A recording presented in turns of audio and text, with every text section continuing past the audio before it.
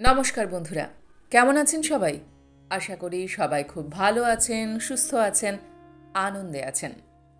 আপনাদের সবাইকে আমার চ্যানেলে স্বাগত জানাই।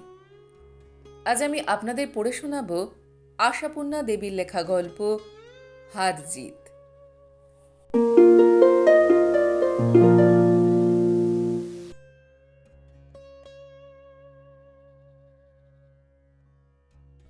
অসম্ভব! বিরক্তির রেখায় তীক্ষ্ণ হয়ে ওঠে শ্রীলার সাদামাটা মুখ। এমনিতে সাদামাটা, শুধু হাসলে ভারী লাবণ্যময় দেখায়, আর নরম করে তাকালে হঠাৎ মনে হয় চোখ দুটি বড় সুন্দর তো। কিন্তু এখন শ্রীলা হাসছেও না, আর নরম চোখে আস্তে তাকাচ্ছেও না। এখন ভুরু পাকিয়ে বলছে, অসম্ভব, এটা সার্কাসের স্টেজ নয়। আর তোমারও তলোয়ারের আগায় হেঁটে বাহাদুরি দেখবার দরকার নেই। তাই তীক্ষ্ণ দেখাচ্ছে ওর মুখটা। সোমেন কিন্তু দমছে না। সোমেনের যেন শ্রীলার বিরক্তিতে পরম কৌতুক। আর সোমেন যেন এই মাত্র পৃথিবীতে নেমেছে, পৃথিবীর ধুলোবালির খবর রাখে না। সেই অপাপবিদ্ধ মুখ নিয়ে সোমেন বলে, কি আশ্চর্য, এতে বাহাদুরি নেবার কথা উঠছে কোথা থেকে? আর তলোয়ারের আগাকেই বা টেনে আনছো কেন? এই যে তিলকে তাল করা, এটা তিলকে তাল করা হলো? তাছাড়া কি, 4 জনের যাবার কথা ছিল, দৈবক্রমে 2 জনের যাওয়া হচ্ছে না, বাকি 2 জন যাবে।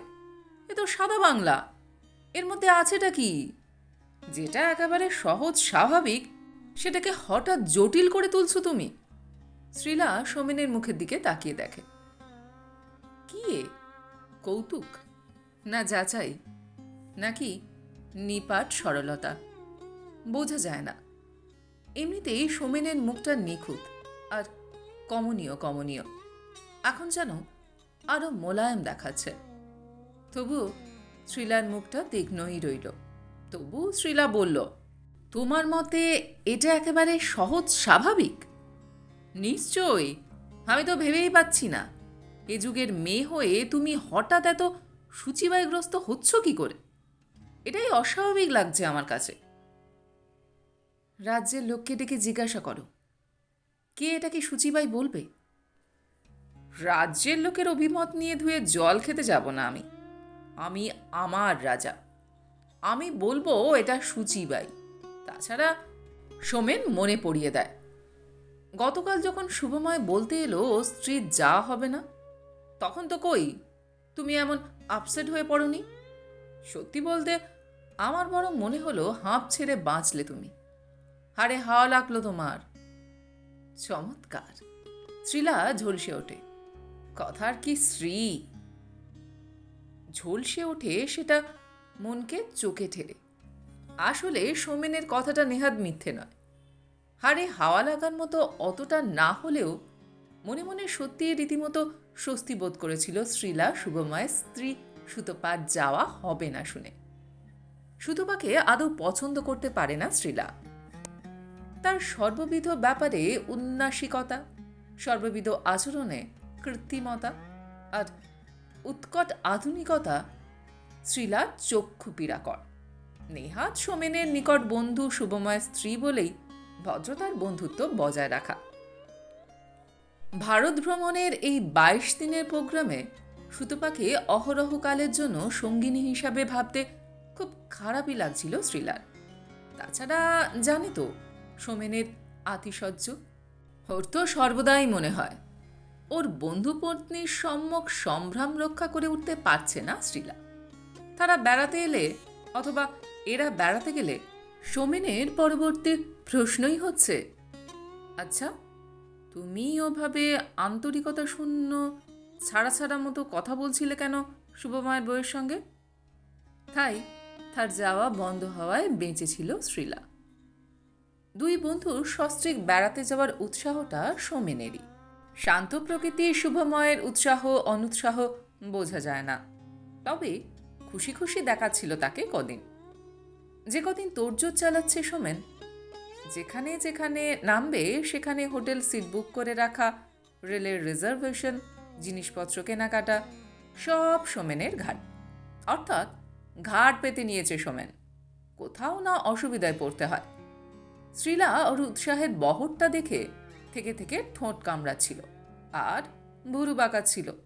ভাবটা এই, আমার জন্য আর অতটা নয়, সাধের বন্ধুগিন্নি যাবেন তাই। তিনি তো আবার সর্বদা নাক শিকে তুলেই থাকেন।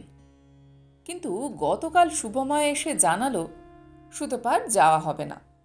পাটনা থেকে ট্রাঙ্ক কল এসেছে, ওর বাপের হঠাৎ কি অসুখ করেছে, ও চলে যাচ্ছে। আর আপনি? ফস করে প্রশ্ন করে বসেছিল শ্রীলা। চারজনের মধ্যে দুজন কমে গেলে খারাপ লাগবে এটাই মনে হয়েছিল ওর।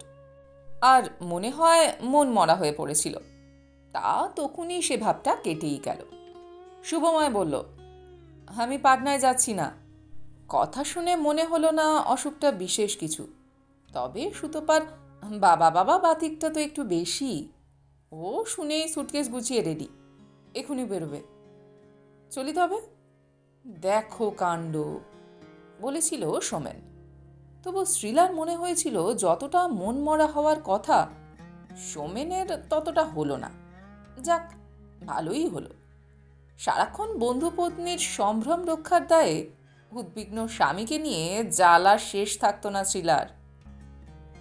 কিন্তু আজ সন্ধ্যায় রওনা দেবার যখন মাত্র 2 ঘন্টা বাকি, সোমেন এসে বলল কি না, ছুটি ক্যান্সেল, হঠাৎ হেড অফিস থেকে ম্যানেজিং ডিরেক্টর কলকাতায় আসছেন। অন্তত 4 দিনের মধ্যে কলকাতা ছেড়ে নড়ার উপায় নেই তার। অতএব, হ্যাঁ, সেই কথাই বলেছে সোমেন। অতএব আজ শ্রীলা শুভময়ের সঙ্গে একাই যাক। সোমেন কদিন পরে ম্যাড্রাসে গিয়ে ধরছে তাদের। তেমন দেরি দেখে প্লেনেই চলে যাবে। তবে দরকারই বা কি এত? শুভময় তো রইলই, যা দেখবার দেখাবে ততক্ষণ। একা শ্রীলাই যাক শুভময়ের সঙ্গে। অর্থাৎ 4 বার্থের ওই কামরাটায় 2খানা শূন্য আসন সামনে নিয়ে। শ্রীলা প্রথমে ভেবেছিল ঠাট্টা করছে সোমেন, তারপর অবাক হলো, বিরক্তও হলো। বলল, এটা সার্কাসের স্টেজ নয় যে তলোয়ারের উপর হাঁটার খেলায় বাহাদুরি দেখাবে তুমি। সোমেন আরো অবাক হলো, বলল, আশ্চর্য, আমি তো এর মানেই বুঝতে পারছি না, এতে বাহাদুরির কি আছে? আরও বলল, কই, কাল যখন শুভময় খবর দিল সুতোপা যা হবে না, তখন তো এমন আপসেট হয়ে পড়নি, তখন তো বলনি যাওয়া বন্ধ থাক। শ্রীলা এই যুক্তিহীন কথায় হাসবে কি কাঁদবে ভেবে পায় না। বলে, কাল কি জন্য? কাল কি তোমার যাওয়া বাতিল হচ্ছিল? তাতে কি, আমি জরুরি দরকারে পড়ে আটকে যাচ্ছি বলে তোমার বাধা আসছে কি সূত্রে? তবে কি এটাই ধরে নিতে হবে? সোমেন মিষ্টি একটু হেসে বলে, আমি তোমার পাহারাদার, আমার চোখ ছাড়া হলে। শ্রীলার মুখ লাল হয়ে ওঠে। শ্রীলা কষ্টে নিজেকে সামলায়, তারপর বলে, এমনও তো হতে পারত আমিও হঠাৎ কাজে পড়ে। ওটা তো বানানো ওজোর, তুমি পরের চাকর নও। বাজে কথা থাক, তুমি শুভময়কে ফোনে খবর দিয়ে দাও তো, আমাদের যাওয়া বন্ধ রইল। কি মুশকিল, ও নির্ঘাত এতক্ষণে স্টেশনে গিয়ে বসে আছে, যা নার্ভাস। তাছাড়া দেখো, রিজার্ভেশন হয়ে গিয়েছে, মিছিমিছি এতগুলো টাকা নষ্ট করার কোনো মানে হয়? শ্রীলা একটু তাকিয়ে থেকে বলে, টাকাটাই সব থেকে মূল্যবান, তাই না? সোমেন হেসে ওঠে। সোমেন শ্রীলার আবেগকে নস্যাৎ করে দিয়ে বলে, আহা, তাই কি বলছি, কিন্তু টাকার চেয়ে মূল্যবান কিছু হারাতে বসছি এমন দুশ্চিন্তা হচ্ছে নাকি তোমার? শ্রীলাকে ভারী গম্ভীর দেখায়। শ্রীলা বলে, আমি তো বুঝে উঠতে পারছি না আগাগোড়াই তুমি আমার সঙ্গে তামাশা করছো কিনা। হঠাৎ সোমেনের সেই কমনীয় মুখে এক চিলতে হাসি ঝিলিক দিয়ে ওঠে, ধারালো ছুরির আগার মতো ঝকঝকে। সে হাসি মিলিয়ে গেলে খুব শান্ত গলায় বলে, আমিও বুঝে উঠতে পারছি না তুমি এই 4টে বছর ধরে আমার সঙ্গে তামাশা করে এসেছো কিনা। কি বললে তুমি? যা বললাম বুঝতে অবশ্যই পেরেছ। শ্রীলা হঠাৎ একেবারে সুস্থির হয়ে গেল। শান্ত গলায় বলল, তুমি কি আমাকে যাচাই করতে চাইছো? যাচাই? যাচাই করছি তোমাকে? সোমেন কপালে হাত ঠেকালো। মুখটা অবহেলিত পশুর মতো করুণ করে বলল, তোমার কথা শুনে আমার মরমে মরে যেতে ইচ্ছে করছে।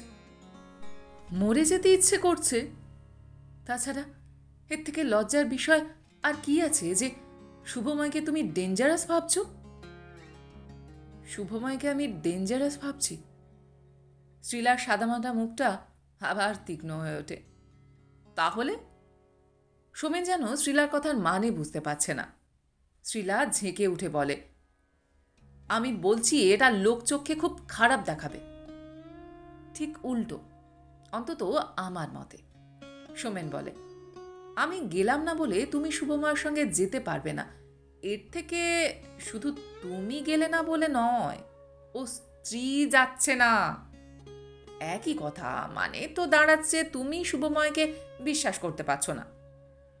শ্রীলা 1 মিনিট চুপ করে থেকে বলে, এটা বিশ্বাস অবিশ্বাসের প্রশ্ন নয়, নীতি নিয়মের প্রশ্ন, সভ্যতার প্রশ্ন। আমিও তো সেই সভ্যতার কথাই বলছি। ওর সঙ্গে একা যাবার সাহস হচ্ছে না তোমার। এইটা স্বীকার করাই অসভ্যতা মনে হচ্ছে আমার। সাহস হচ্ছে না? তবে সমাজ বলে একটা বস্তু আছে। আমার বন্ধুর সঙ্গে আমার স্ত্রী 2 দিন কোথাও গেলে যদি সমাজচ্যুত হতে হয়, সেই সমাজকে আমি গ্রাহ্য মাত্র করি না। শ্রীলা নির্বিমেষে কিছুক্ষণ ওর মুখের দিকে তাকিয়ে থেকে বলে, এমন কি হতে পারে না তুমি যাচ্ছ না বলে আমার যেতে ভালো লাগছে না? কি মুশকিল, হতে পারবে না কেন? হবেই তো। হয়তো স্বাভাবিক। ভারী নরম শোনায় সোমেনের গলা। কিন্তু ভেবে দেখো, সে প্রশ্ন শুভময়েরও ছিল, তবু আমাদের মুখ চেয়ে যাওয়া ক্যান্সেল করেনিও।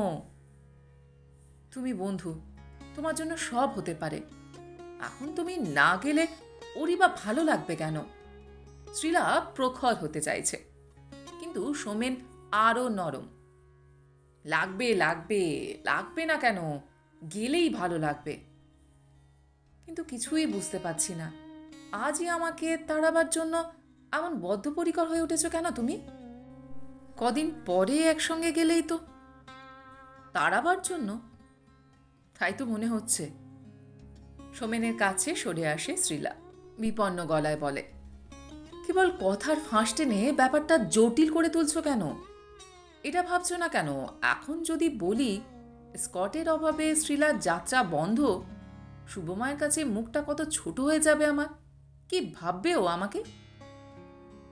খুব সহজ আর স্বাভাবিক মানুষ ভাববে।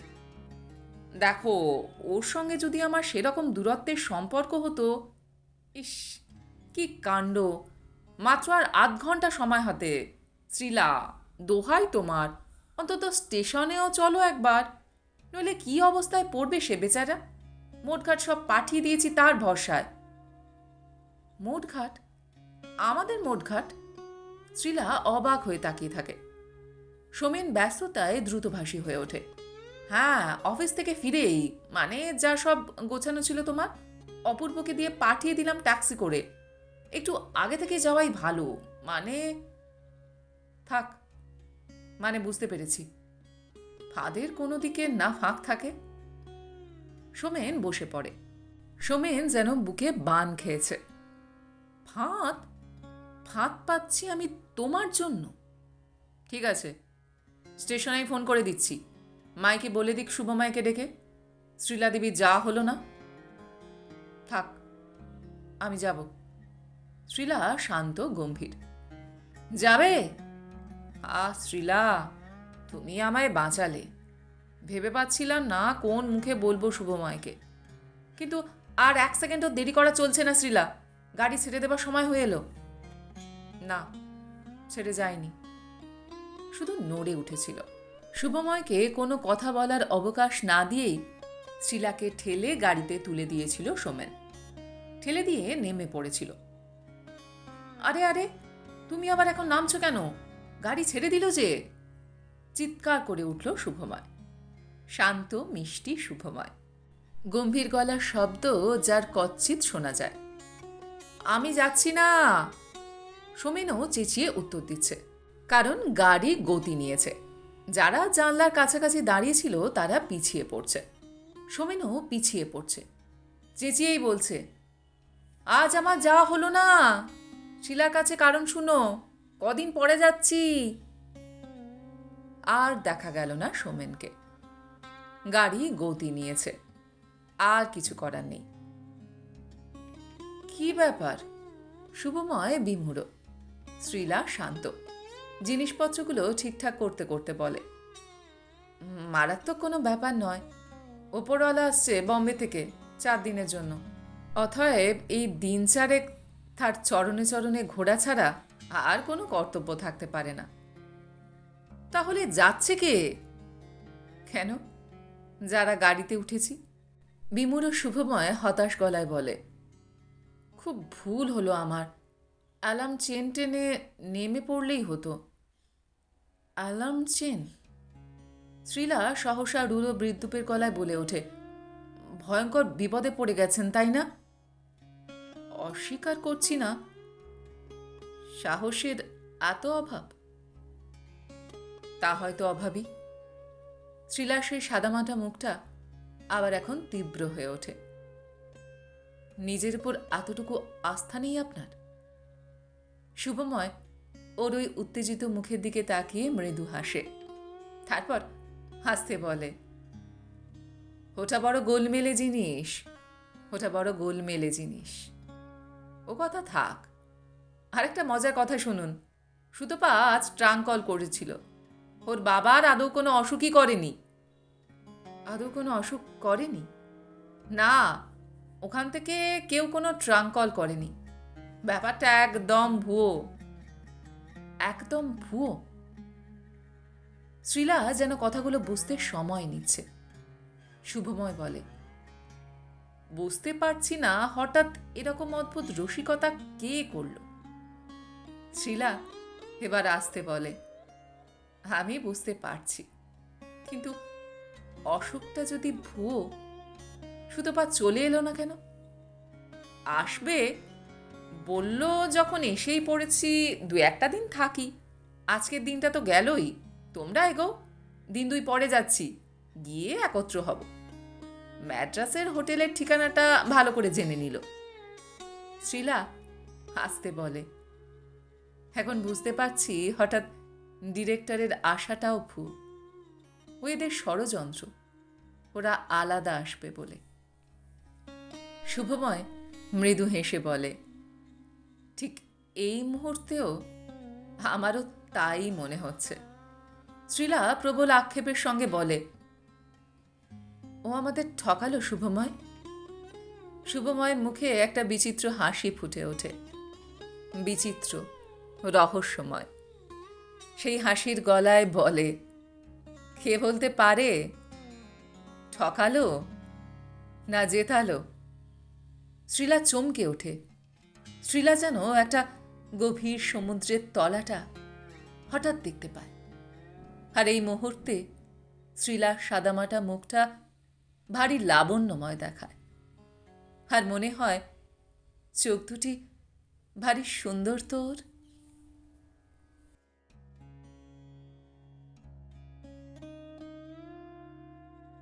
গল্পটি এইখানে সমাপ্ত হলো। আপনারা এতক্ষণ শুনছিলেন আশাপূর্ণা দেবীর লেখা গল্প হার জিত। গল্পটি আপনাদের কেমন লাগলো বা আমার গল্প পাঠ আপনাদের কেমন লাগলো কমেন্ট সেকশনে অবশ্যই লিখে জানান। যদি আমার গল্প পাঠ আপনাদের ভালো লেগে থাকে তাহলে আশা করব লাইক শেয়ার অবশ্যই করবেন। আর এই ধরনের সুন্দর সুন্দর কাহিনী আরও শুনবার জন্য আমার চ্যানেলটিকে সাবস্ক্রাইব করতে ভুলবেন না কিন্তু। তবে আজ এই পর্যন্ত। আমি খুব তাড়াতাড়ি আবারও অন্য কোনো কাহিনী নিয়ে আপনাদের কাছে চলে আসছি। সবাই খুব ভালো থাকবেন, সুস্থ থাকবেন, আনন্দে থাকবেন। নমস্কার।